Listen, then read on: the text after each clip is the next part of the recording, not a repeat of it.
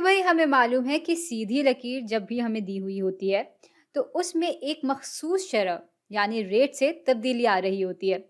मिसाल के तौर पे जैसे इस लकीर में एक्स और वाई एक मखसूस तनासब से बदल रहे होंगे और बस इसलिए लकीर की ढलान किसी भी दो नुक्तों के दरमियान एक सी रहती है और ये ढलान बराबर होती है वाई में तब्दीली बटा एक्स में तब्दीली के।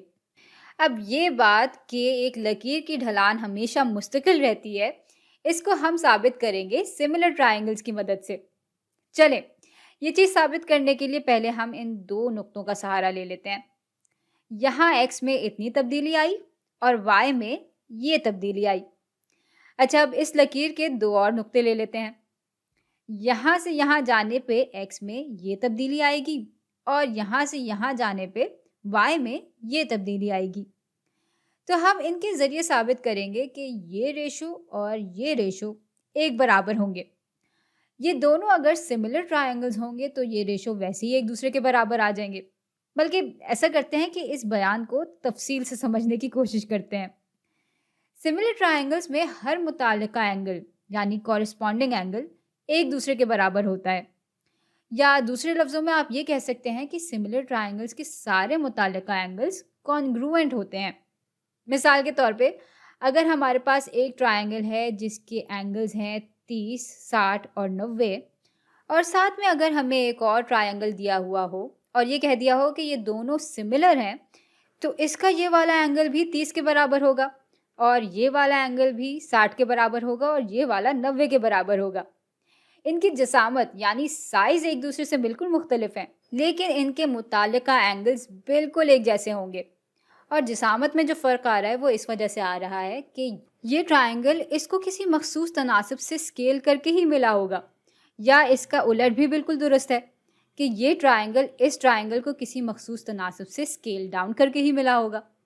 और इस वजह से इन दोनों ट्रायंगल्स की कॉरिस्पॉन्डिंग साइड्स यानी मुतालिका साइड्स का तनासब बिल्कुल एक दूसरे के बराबर होता है। ये साइड एक मखसूस तनासब से स्केल अप होकर इसके बराबर आ रही होगी और ये साइड भी उसी मखसूस तनासब से स्केल अप होकर इसके बराबर आ रही होगी। और इसलिए जब हम इन दोनों साइड्स का रेशो लेंगे तो ये हमें बराबर मिलेगा इन दोनों साइड्स के रेशो के। और अब शायद आपको समझ में आ रहा होगा कि कैसे सिमिलर ट्रायंगल्स की मदद से हम ये चीज़ साबित कर सकते हैं कि एक सीधी लकीर की ढलान किसी भी दो नुक्तों के दरमियान मुस्तकिल रहती है।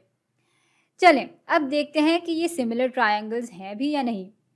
भाई, ये एंगल बिल्कुल 90 डिग्री के बराबर होगा और ये भी, तो ये मुतालिका एंगल्स हमें कॉन्ग्रुएंट मिल गए। अब दूसरे एंगल पे आते हैं।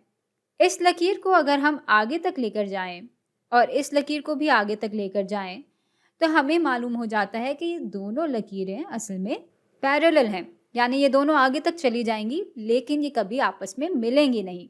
और हम ये भी जानते हैं कि जब पैरेलल लकीरों को कोई तिरछी लकीर, जिसको हम ट्रांसवर्सल कहते हैं, वो काट रही होती है, तो ये एंगल और ये एंगल हमें बिल्कुल एक दूसरे के बराबर मिल जाते हैं, यानी यहाँ ये मुतालिका एंगल्स भी कॉन्ग्रुएंट होंगे।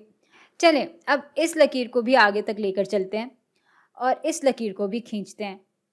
यहाँ ये दोनों भी एक दूसरे के पैरेलल हैं और ये लकीर इन दोनों को भी किसी एंगल पे काट रही है, तो बिल्कुल इसी लॉजिक के तहत ये एंगल और ये एंगल भी एक बराबर होंगे।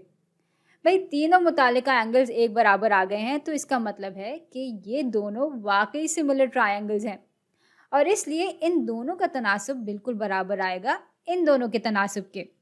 यानी ये अगर A है, ये B, ये C और ये D है, तो A बटा B बराबर होगा C बटा D के।